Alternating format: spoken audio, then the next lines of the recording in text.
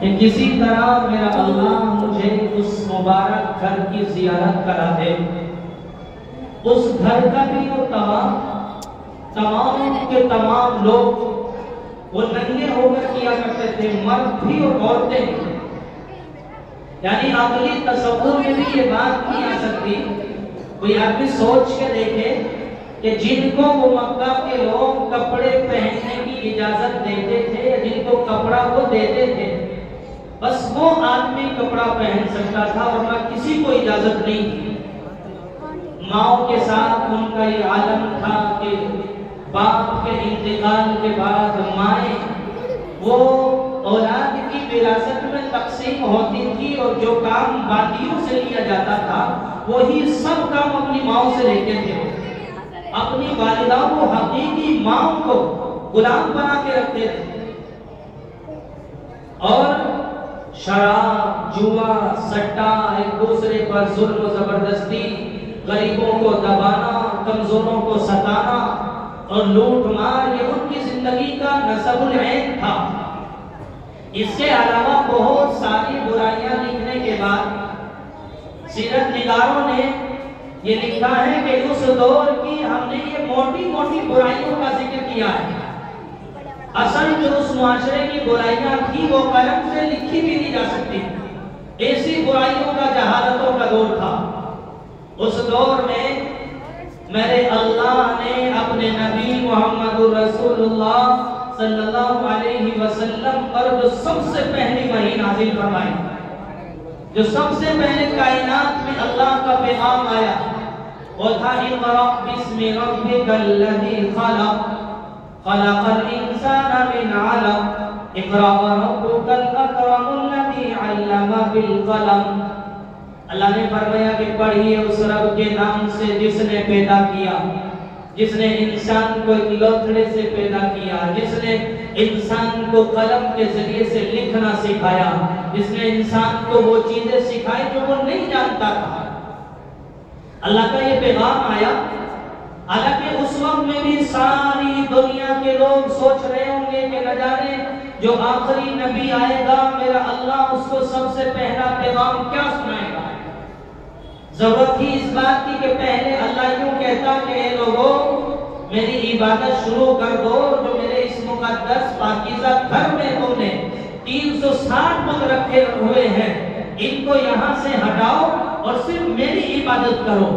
ضرورت تھی کہ میرا اللہ یوں کہتا کہ لوگوں زنا چھوڑو، اے لوگوں شراب چھوڑو، اے لوگوں سٹا چھوڑو، اے لوگوں جوا چھوڑ دو، اے لوگوں ان کمزوروں پر ظلم کرنا چھوڑ دو، اے لوگوں تم تمام برائیوں سے توبہ کر لو.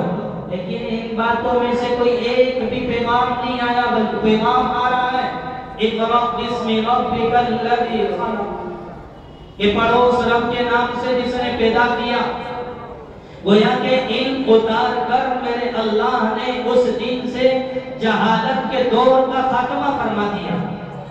اس دور کو جو تمام علماء نے، مفسرین نے، سیرت نگاروں نے جو نام دیا وہ تھا دور جاہلیت. اور جب اللہ کا قرآن آ گیا تو اس دور کے بعد سے جو دور شروع ہوا اس دور کا نام رکھا گیا دور اسلام. میرے بھائیوں اور بزرگوں، قرآن کریم کی جو آیت میں نے آپ کے سامنے تلاوت کی، الرحمن علم القرآن خلق الانسان علمہ البیان، بہت مختصر طور پر ان آیتوں کے تعلق سے میں آپ کے سامنے اپنا سبق سناؤں گا. اللہ رب الجلال نے یہ سورت مبارکہ جو نازل فرمائی، سورہ رحمان، آپ سبھی حضرات جانتے ہیں یہ سورت جب امام نماز میں کبھی پڑھتا ہے یا تراویح میں پڑھی جاتی ہے تو ایک عام انسان بھی اس سورت کو بڑے شوق سے سنتا ہے. ہر ایک کے دل کے اندر طلب رہتی ہے، تڑپ رہتی ہے. اور اس سورت کے اندر میرے اللہ نے دنیا اور آخرت کی عظیم عظیم بڑی بڑی نعمتوں کا تذکرہ فرمایا. ہر ایک نعمت کے بعد میرا اللہ فرماتا ہے فَبِأَيِّ آلَاءِ رَبِّكُمَا تُكَذِّبَانِ فَبِأَيِّ آلَاءِ رَبِّكُمَا تُكَذِّبَانِ. یہ لفظ اس سورت میں بار بار میرے اللہ نے ذکر فرمایا، اور اس کا مطلب یہ ہے کہ ہر ایک نعمت کے بعد میرا اللہ جو کہتا ہے اے میرے بندو तुम अपने परवरदिगार की कौन कौन सी नेमतों को झुठलाओगे, किस किस नेमत का इनकार करोगे। आज जरा तसव्वुर करके देखें, इंसानी वजूद के अंदर अल्लाह की कितनी नेमतें हैं। कुरान कहता है सनुरीहिम आयातिना फिल आफाक़ि व फी अनफुसिकुम अफला तुबसिरून। ए लोगों, हम तुम्हारे सामने इस कायनात के अंदर, आफाक के अंदर अपनी कुदरत की निशानियां दिखाएंगे और तुम्हारे अंदर भी दिखाएंगे। क्या तुम अकल नहीं रखते हो?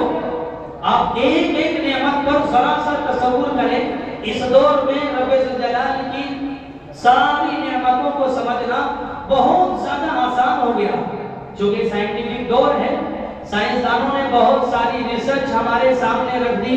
मेरे अल्लाह ने इंसान को दो सवाल कुरान करीम में जो है उनके सामने छोड़े, उनके सामने रखे। फलयंजुरिल इंसान मिम्मा खुलिक फलयंजुरिल इंसान इला ताआमी। ए इंसान, गौर कर तुझे किस चीज से पैदा किया गया, कैसे मेरे अल्लाह ने तुझे बनाया। मेरा अल्लाह यूं कहता है, बनाया बेकार नहीं। कभी तुम ये सोच रहे हो कि तुम्हें अल्लाह ने यूं ही बेकार पैदा कर दिया। अफहसिबतुम अन्नमा खलक़नाकुम अबसा व अन्नकुम इलैना ला तुरजऊन। ए लोगों, क्या तुम ये गुमान कर रहे हो कि अल्लाह ने तुम्हें यूं ही बेकार पैदा कर दिया, तुम्हें लौट कर नहीं जाना? यकीनन ये हमारा ईमान है, हमारा यकीन है इस बात पर कि हमें इस जिंदगी का अल्लाह के हुजूर में हिसाब देना है, अल्लाह के हुजूर में हमें हाजिर होना है। इस बात का इनकार मक्का के तमाम कुफार और मुशरिकीन किया करते थे और यूं कहते थे, कैफ़ व मन युह्यिल इज़ाम व हिया रमीम, कि कैसे इन पोसीदा हड्डियों में जान डाली जाएगी, ये बिल्कुल पोसीदा हो चुकी है, मिट्टी बन चुकी है, इनमें जान कैसे डाली जाएगी। मेरे अल्लाह ने जवाब दिया, वनसिया खल्का, मेरे बंदे अपनी पैदाइश भूल गया।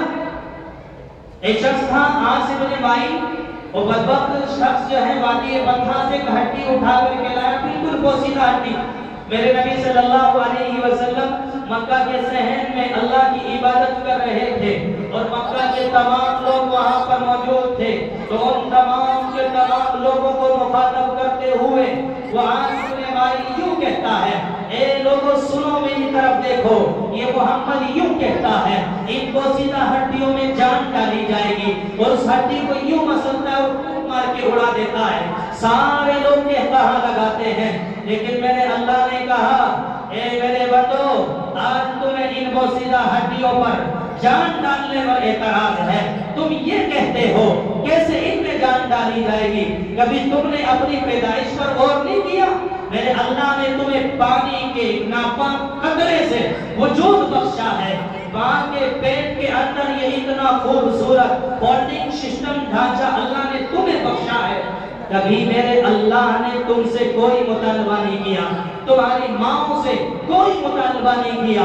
आज अगर हम जरा सा इलाज करने के लिए किसी डॉक्टर के पास जाते हैं, अल्लाह न करे किसी की आंख में तकलीफ हो जाए, डॉक्टर यूं कहे कि तकलीफ ज्यादा है, आंख का ऑपरेशन होगा, तो आप लोग जरा सा यूं कह करके देखें कि डॉक्टर साहब आप ऑपरेशन तो कर लेना, लेकिन मेरी एक शर्त है, जब आप ऑपरेशन करेंगे आप ऑपरेशन करते रहना, मैं सर को हिलाता रहूंगा। डॉक्टर क्या कहेगा मालूम? वो यूं कहेगा, तुम्हारी आंख का इलाज बाद में होगा, दिमाग का इलाज पहले करना पड़ेगा। क्यों? डॉक्टर को तो पता है कि सारे आज़ा शांत करने के बाद तब आंख का इलाज हो सकता है, तब आंख का ऑपरेशन हो सकता है। लेकिन मेरे भाई और बुजुर्गों, अल्लाह की कुदरत पर, उसकी कुदरत की करिश्मा साजियों पर गौर करके देखो।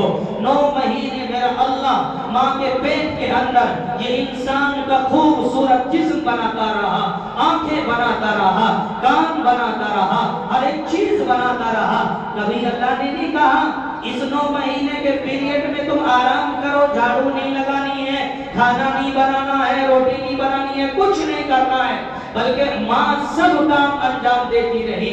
मेरे अल्लाह की कुदरत अपना काम अंजाम देती रही। कभी आँख के बनाने में कोई तब्दीली नहीं, नाक जिसका जहां है वहीं लगा हुआ है, कान जिसके जहां है वहीं लगे हुए हैं।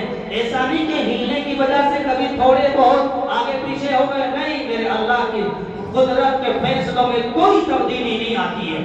अल्लाह यूं कह रहा है, एक बार गौर तो करके देखो जरा सा, हर एक चीज के अंदर इंसान गौर करे। अल्लाह ने फरमाया फी अनफुसिकुम, ए लोगों अपने अंदर झांक के देखो, मेरी कुदरत तुम्हें नजर आएगी।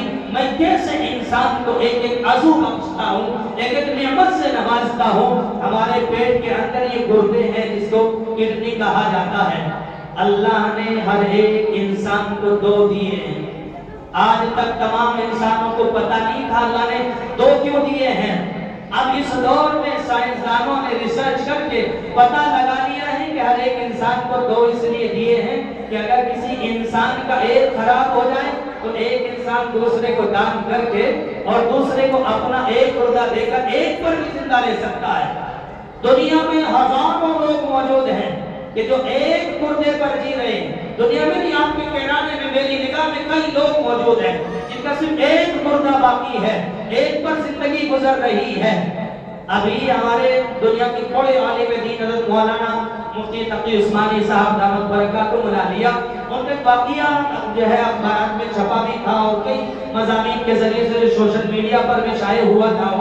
उसमें उन्होंने गुर्दों के एक स्पेशलिस्ट डॉक्टर से बात की और बात करते हुए उन्होंने ये कहा कि आप लोग इस दौर में तमाम की तमाम चीजें आर्टिफिशियल बना रहे, नकली बना रहे। आप लोग ये गुर्दा क्यों नहीं बना लेते? क्यों एक इंसान का दूसरे से मुतालबा करते हो? और जिस इंसान के दोनों खराब हो जाते हैं, कोई दूसरा देने को तैयार ना हो, तो आप लोग आर्टिफिशियल तैयार करो ताकि इंसान की जिंदगी बचाई जा सके। मेरे भाई और बुजुर्गों ध्यान से सुनो, वो डॉक्टर यूं कहता है कि मेरे अल्लाह ने इस गुर्दे को अपनी जिस हिकमत के साथ और जिस कुदरत की करिश्मा साजियों के साथ बनाया है, आज भी और क़यामत तक के लिए कोई ऐसी मशीनरी नहीं तैयार हो सकी कि जो उस गुर्दे को बना सके। मेरे अल्लाह ने इस गुर्दे के अंदर तकरीबन 10 लाख सुराख बनाए हैं, वो छल्ली बनाई है जिसके जरिए से मेरा अल्लाह उस पानी को फिल्टर करता है और फिर उसको भी छोड़ दीजिए। अगर हम इसको तैयार नहीं करते हैं, तैयार हो जाएगा, करोड़ों रुपये लगेंगे, आम इंसान इसको खरीद नहीं सकेगा। तो वो डॉक्टर आगे बढ़कर एक बात और कहता है कि एक बात और है, मेरे अल्लाह ने इस गुर्दे के अंदर अलग से जो दिमाग रखा है वो दुनिया की कोई मशीनरी पैदा नहीं कर सकती। गुर्दे के अंदर दिमाग जो अल्लाह ने रखा वो अपना काम करता है, यानी पानी की जितनी जरूरत इंसान को है उतनी जरूरत वो पानी को बाकी रखता है उतनी मिकदार में, और बाकी पानी को पेशाब की राह से खारिज कर देता है। और अगर पानी कम पड़ता है और वो एंटीबायोटिक जबान पर भेजता है, जबान पर खुश्की जो है जारी कर देता है, जबान से गोया मुतालबा होता है, अंदर पानी कम पड़ रहा है, पानी अंदर भेजो। जबान को जरूरत नहीं है पानी की, प्यास जबान को जाहिर में लगी है, लेकिन इंसान के वजूद खतरे में है, वो गुर्दा मुतालबा कर रहा है। मेरा अल्लाह यूं कहता है, गौर करो, तुम्हारे अंदर भी मेरी कुदरत की निशानियां हैं, तुम सब कुछ समझ जाओगे। हम ये बोल रहे हैं, हमारे मुंह के अंदर एक लुआब है जिसको थूक से ताबीर किया जाता है। हर एक इंसान उसका नाम लेना भी आम मजलिसों में गवारा नहीं करता, किसी के सामने थूकना तक गवारा नहीं करता है। मेरे अल्लाह ने जिस मिकदार में वो पैदा किया है, वो मिकदार अगर पूरी है तो इंसान का वजूद सलामत है। अभी केरल के अंदर एक बड़े प्रोफेसर साहब थे, उनके थूक की लुआब की मिकदार जरा सी कम हो गई, जरा सी कम हो गई। वो प्रोफेसर साहब 15 मिनट बोलने के लिए अपनी जबान पर एक गोली रखते थे, जिसकी वजह से 15 मिनट जबान पर तरावट रहती थी, और तकरीबन 300 रुपए की गोली आज से 15 साल पहले वो आती थी, जिससे उनका वजूद बाकी था। वरना उस इंसान की जबान सूख जाती थी, जबान नहीं उठती थी। किस किस नेमत का जिक्र किया जाए। मेरा अल्लाह कहता है, वबिअय्यि आलाइ रब्बिकुमा तुकज़्ज़िबान, ए मेरे बंदो, अपने परवरदिगार की किस किस नेमत का इनकार करोगे। और अल्लाह ने उन सारी नेमतों पर یہ میرے خالی انسان کے وجود کی جو نعمتیں ہیں تو 3 نعمتوں کا تذکرہ کیا ہے، ورنہ ابھی تفصیل سے اگر ذکر کیا جائے انسان کو اللہ نے اتنی نعمت اس کے وجود کے اندر عطا کی ہے، ودیعت کی ہے۔ قرآن کہتا ہے وَإِن تَعُدُّوا نِعْمَةَ اللَّهِ لَا تُحْصُوهَا، اللہ کی نعمتوں کو گننا چاہو گے گن نہیں سکو گے۔ اور ان نعمتوں پر جو عنوان ہے وہ ہے الرحمن علم القرآن۔ رحمان وہ ہے جس نے قرآن سکھایا۔ یہ ہیڈنگ ہے، عنوان۔ ہم لوگ اخبارات پڑھتے ہیں یا کتاب پڑھتے ہیں، ہر کتاب کا جو نیا سبق شروع ہوتا ہے، اخبار کی ہر خبر جو نئی خبر شروع ہوتی ہے، پہلے اس کے اوپر ایک موٹی سی لائن لکھی جاتی ہے، اس کو سرخی بھی کہا جاتا ہے، عنوان بھی کہتے ہیں، ہیڈنگ بھی کہتے ہیں۔ وہ جو اصل ہیڈنگ ہوتی ہے وہ پوری اس کا خبر کا خلاصہ ہوتی ہے۔ اگر کتاب کا کوئی مضمون ہے اس کے اوپر ایک جملہ لکھا ہوا ہے، وہ پورے سبق کا خلاصہ ہے۔ مثال کے طور پر کسی کتاب کے اندر میرے رسول صلی اللہ علیہ وسلم کی اخلاق کو، آپ کے کردار کو، آپ کے عادات کو بیان کیا گیا ہے تو اس پر اخلاق کی آپ لکھ دیں گے۔ توحید بیان کی گئی ہے اس سبق کے اندر 50 صفحات میں، تو توحید کا عنوان اوپر ڈال دیا، الوہیت، ربوبیت، یا توحید یا ایک اللہ کو ماننا۔ اس طرح کے الفاظ بہت مختصر طور پر لکھے جاتے ہیں، وہ ایک لفظ پورے کے پورے سبق کا پتہ دیتا ہے کہ ہاں اس کے اندر یہ چیز بیان کی گئی۔ تو میرے بھائی اور بزرگوں، سورہ رحمان پر میرے اللہ نے جو عنوان لگایا وہ ہے الرحمن علم القرآن۔ رحمان وہ ہے جس نے اپنی صفت رحمانی کا سب سے بڑا مظہر دنیا کو یہ دکھایا کہ قرآن کریم نازل کر دیا۔ علامہ اقبال نے فرمایا تھا وہ معزز کے زمانے میں مسلمان ہوگا، تم خار ہوئے تاریخ قرآن ہوگا۔ اللہ نے ہمارے اسلاف کو، صحابہ کو، تابعین کو، تبع تابعین کو، ائمہ مجتہدین کو، آج تک جتنے بھی سرخرو انسان اس دنیا سے رخصت ہوئے ہیں مسلمانان، وہ تمام کے تمام اس قرآن کے ذریعے سے عزت پا کے گئے ہیں۔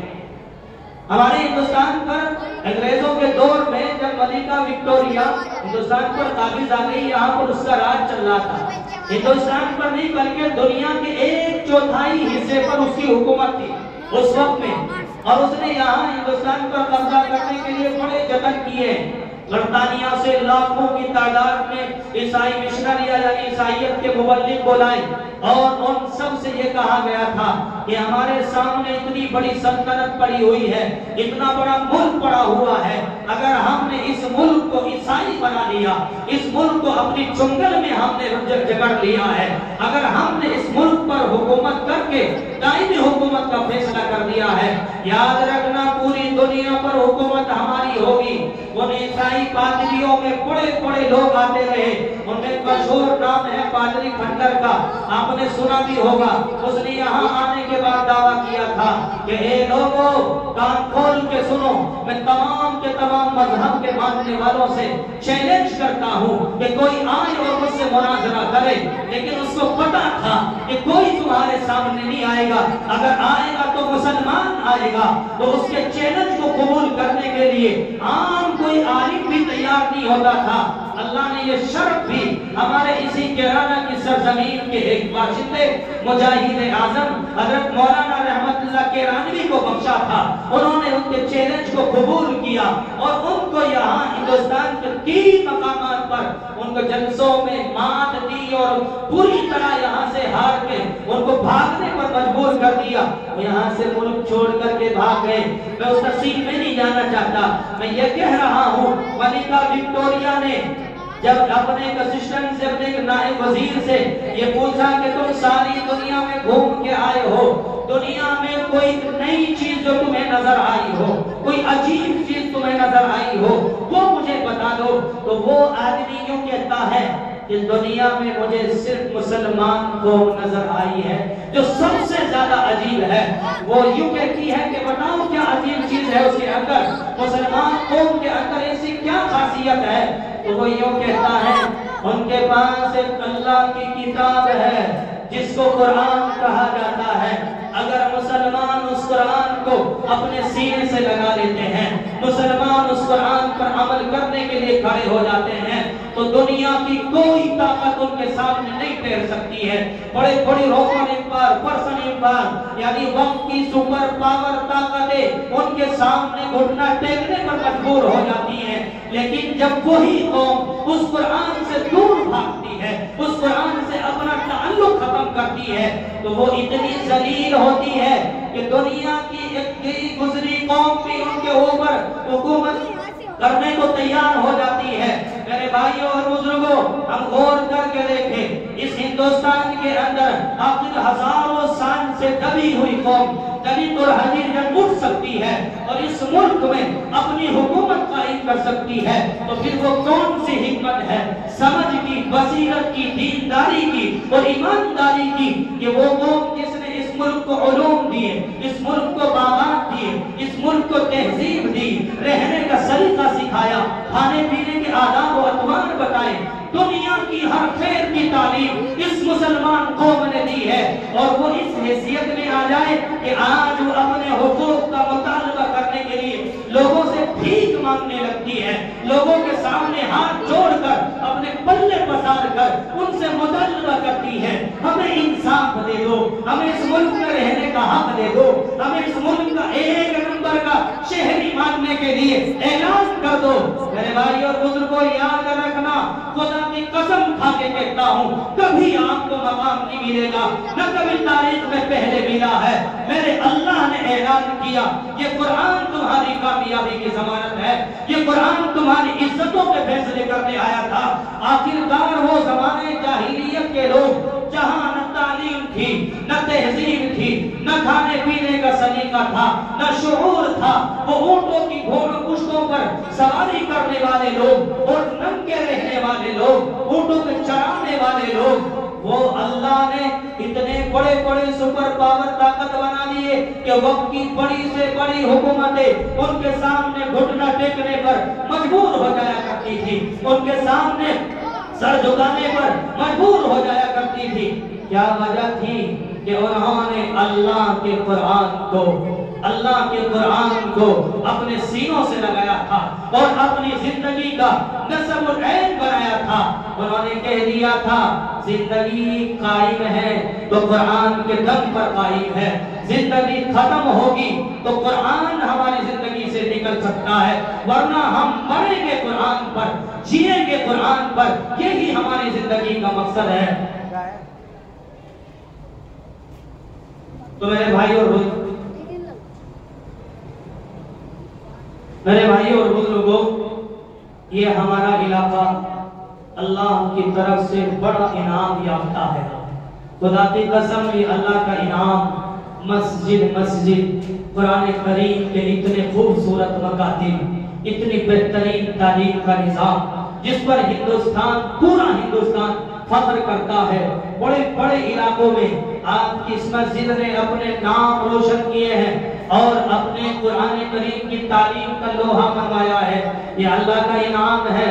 ورنہ دنیا میں وقت نہیں ہے، میں آپ کو بتاتا لوگ کیسے کیسے قرآن کو سننے کے لیے ترستے ہیں۔ امریکہ کا ایک واقعہ ایک منٹ میں بتاتا ہوں کہ ایک قاری صاحب ہیں، حضرت قاری طیب صاحب رحمۃ اللہ علیہ کے پوتے ہوتے ہیں، وہ ایک مرتبہ جمعہ پڑھنے کے لیے ایک مسجد میں گئے، وہاں ایک حبشی امام تھا، اس نے خطبہ نہیں پڑھا، خطبے کے نام پر سورہ فاتحہ پڑھی، نیچے اتر گیا اور نماز کی نیت باندھی، سورہ فاتحہ پڑھی، سورہ فاتحہ کے بعد سورت کا نمبر آتا ہے، اس امام نے بیچارے نے پھر دوبارہ سورہ فاتحہ دہرائی اور اس نے نماز پوری کر دی۔ ہمارے یہاں مفتیوں سے پوچھا جائے تو یوں کہے کہ نماز میں سجدہ سہو واجب ہو گیا۔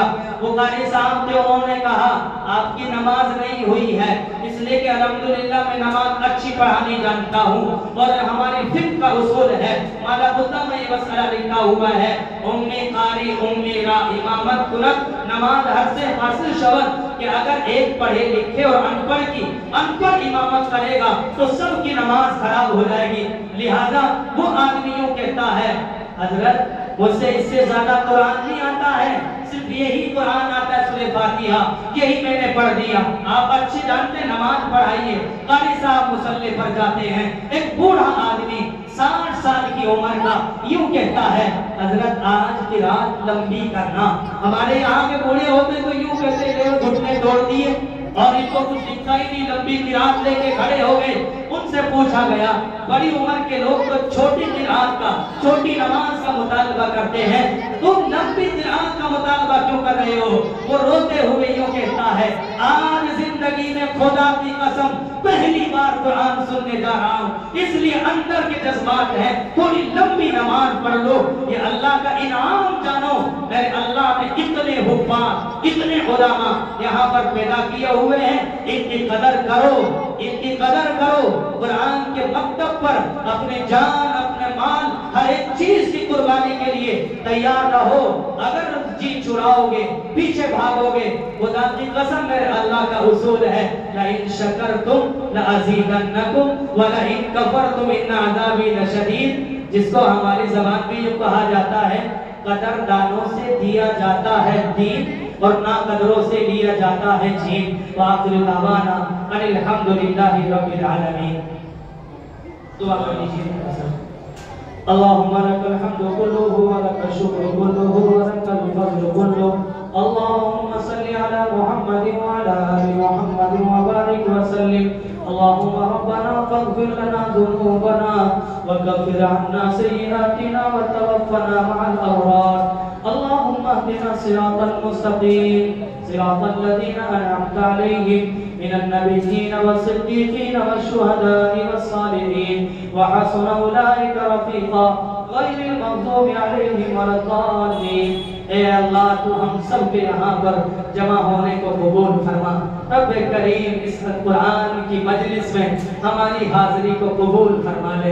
اے اللہ قرآن کی محبت کے لیے، قرآن کی تعلیم کے لیے ہم سب کو قبول فرما لے۔ قرآن کی عظمت، ان مکاتب کی عظمت، ان مکاتب کے چلانے والوں کی عظمت ہمارے دلوں کے اندر پیدا فرما دے۔ رب کریم ہمارے دلوں کے اندر قدردانی کی توفیق عطا فرما دے۔ اے اللہ قدردانی کی توفیق عطا فرما دے۔ رب کریم بیماروں کو شفا عطا فرما دے، جو کمزور ہیں صحت تندرستی عافیت عطا فرما دے، مقروضوں کی قرضوں کی ادائیگی کی شکل صورت پیدا فرما دے۔ جو ہمارے احباب ہیں، ہمارے بڑے اور چھوٹے ہم سے دعاؤں کے لیے کہتے ہیں یا ان کے ہم پر حق ہے، رب کریم سب کی جائز تمناؤں کو، جائز حاجات کو پوری فرما دے۔ تیرے لاڈلے حبیب محمد رسول اللہ صلی اللہ علیہ وسلم نے خیر کی جتنی دعائیں مانگی ہیں کریم آقا ہم سب کا ان میں حصہ نصیب فرما دے۔ جن شرور و فتن سے پناہ مانگی ہے اے کریم آقا ہم بھی پناہ مانگتے ہیں تیرے سامنے۔ معصوم بچے بھی، بزرگ بھی ہاتھ پھیلائے ہوئے ہیں، پناہ کے طلبگار ہیں، ہمیں پناہ عطا فرما دے۔ ہماری مختصر سی دعاؤں کو محض اپنے فضل و کرم سے اور اپنے حبیب پاک محمد رسول اللہ صلی اللہ علیہ وسلم کے صدقے روپے سے قبول منظور فرما۔